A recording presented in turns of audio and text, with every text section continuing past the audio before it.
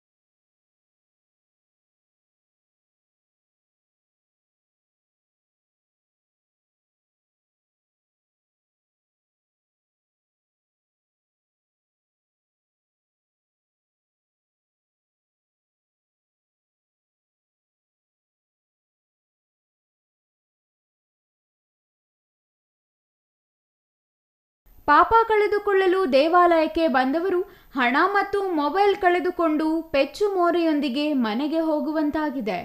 ಇಂದು ಶ್ರಾವಣ ಮಾಸದ ಕಡೆ ಶನಿವಾರ.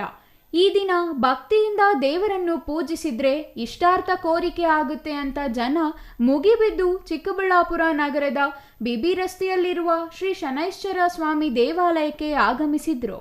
ದೇವಸ್ಥಾನದಲ್ಲಿ ಬೆಳಗ್ಗೆಯಿಂದ ಹೋಮ ಹವನ ಪೂಜೆ ವಿಶೇಷ ಅಭಿಷೇಕಗಳು ನಡೆಯುತ್ತಿದ್ರೆ ಜನ ಭಕ್ತಿಯಿಂದ ದೇವರ ಮುಂದೆ ನಿಂತು ಪ್ರಾರ್ಥನೆ ಸಲ್ಲಿಸುತ್ತಿದ್ರು. ಶ್ರಾವಣ ಮಾಸದ ಕಡೆ ಶನಿವಾರ ಅಂತ ಜನ ಜಂಗುಳಿಯಾಗಿತ್ತು.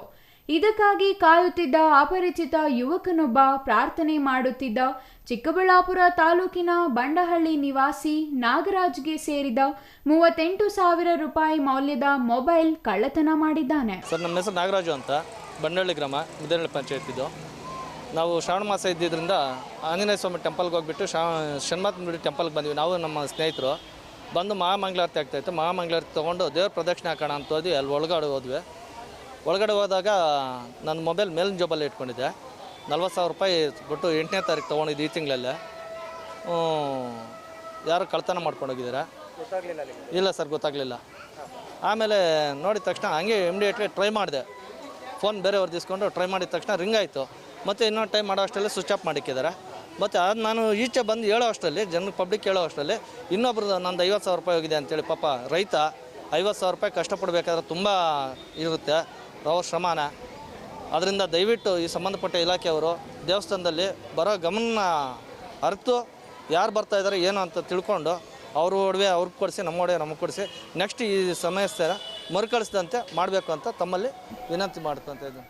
ಚಿಕ್ಕಬಳ್ಳಾಪುರ ತಾಲೂಕಿನ ದಿಬ್ಬೂರು ನಿವಾಸಿ ರೈತ ಮುನಿರಾಜು ಹಗಲು ರಾತ್ರಿ ಕಷ್ಟಪಟ್ಟು ಬೆಳೆದ ಹೂವು ಮಾರುಕಟ್ಟೆಗೆ ಸಾಗಿಸಿದ್ದು, ಹೂವಿನಿಂದ ಬಂದ 50,000 ರೂಪಾಯಿ ಹಣವನ್ನು ಜೇಬಿನಲ್ಲಿ ಇಟ್ಟುಕೊಂಡಿದ್ರು.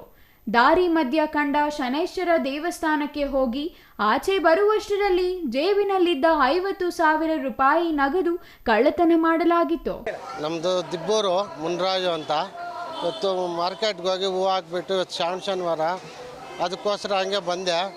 ಈ ಮಾರ್ಕೆಟಲ್ಲಿ ಹೂವು ಕಾಸು ಇಸ್ಕೊಂಡು ಬಂದೆ. ಇಲ್ಲಿ ಶ್ರಾವಣ ಅದಕ್ಕೋಸ್ಕರ ನಾನು ಪೂಜೆ ಮಾಡಿಸ್ಕೊಂಡು ಹಂಗೆ ಹೋಗೋಣ ಅಂತ ಬಂದೆ ಈ ಶನ್ಮಾತ್ಮ ಗುಡಿಗೆ. ಬಂದು ಪೂಜೆ ಕೊಡ್ತಾ ಇದ್ದಾಗ 50,000 ಯಾರೋ ಹೊಡೆದ್ಬಿಟ್ಟಿದ್ದಾರೆ ಸರ್. ನಮ್ಮದು ಹೂವು ಮಂಡಿಯಲ್ಲಿ ಇಸ್ಕೊಂಬಂಡೆ ಸರ್. ಇಲ್ಲಿ ಸರ್ ದೇವಸ್ಥಾನ ಶನ್ಮಾತ್ಮ ದೇವಸ್ಥಾನದ ಒಳಗಡೆ ಪೂಜೆ ಕೊಟ್ಟಿದ್ದೆ. ಪೂಜೆ ಕೊಟ್ಟು ನೋಡೋಷ್ಟೊತ್ತಿಗೆ ಹೊಡೆದಾಕ್ಬಿಟ್ಟಿದ್ದಾರೆ ಸರ್. ನಮ್ಗೆ ಗೊತ್ತಾಗಿಲ್ಲ ಸರ್. ಒಳಗಡೆ ಹೋದಾಗ ನಾನು ನೋಡ್ಕೊಂಡು ಕೈಯಲ್ಲಿ ಇಟ್ಕೊಂಡೇ ಇದ್ದೆ. ಒಳಗಡೆ ಹೋಗಿ ಕವರ್ ಪೂಜೆ ಕೊಟ್ಬಿಟ್ಟು ಈಚೆ ನೋಡೋ ಅಷ್ಟೊತ್ತಿಗೆ ಅಲ್ಲೇ ನೋಡ್ಕೊತೀನಿ ಬರ್ತಾಯಿಲ್ಲ. ಪೂಜೆ ಕೊಟ್ಟು ಅಲ್ಲೇ ಕವರ್ ಕೊಟ್ಟಿದ್ದು ಅಷ್ಟೇ. ತಿರುಗಿ ನೋಡಿದ್ರೆ ಕಾಸಿಲ್ಲ, ಹೊಡೆದಾಕ್ಬಿಟ್ಟಿದ್ದಾರೆ ಸರ್. ದಯವಿಟ್ಟು ಇದು ಸಂಬಂಧಪಟ್ಟ ಪೊಲೀಸ ಇಲಾಖೆ ಅವರು ತನಿಖೆ ಮಾಡಿ ಅದನ್ನು ನಮ್ಮ ಕಾಸು ಕೊಡಿಸ್ಕೊಡ್ಬೇಕು ಹಾಗೆ ಮನವಿ ಮಾಡ್ತಾಯಿದ್ದೀವಿ. ಕಳ್ಳನ ಕರಾಮತ್ತು ದೇವಸ್ಥಾನದ ಸಿಸಿಟಿವಿಯಲ್ಲಿ ಸೆರೆಯಾಗಿದೆ. ಶ್ರಾವಣ ಮಾಸದ ಕಡೆ ಶನಿವಾರ ಅಂತ ಜನ ಮುಗಿಬಿದ್ದು ಭಕ್ತಿಯಿಂದ ದೇವರನ್ನು ಪೂಜಿಸಿದ್ರೆ ಇತ್ತ ಕಳ್ಳನೊಬ್ಬ ದೇವರನ್ನು ಲೆಕ್ಕಿಸದೆ ಭಕ್ತರ ಜೇಬಿಗೆ ಕತ್ತರಿ ಹಾಕಿದ್ದು ಮಾತ್ರ ವಿಪರ್ಯಾಸ. Thoudanahalli Ramesh, CTV news, Chikkaballapur.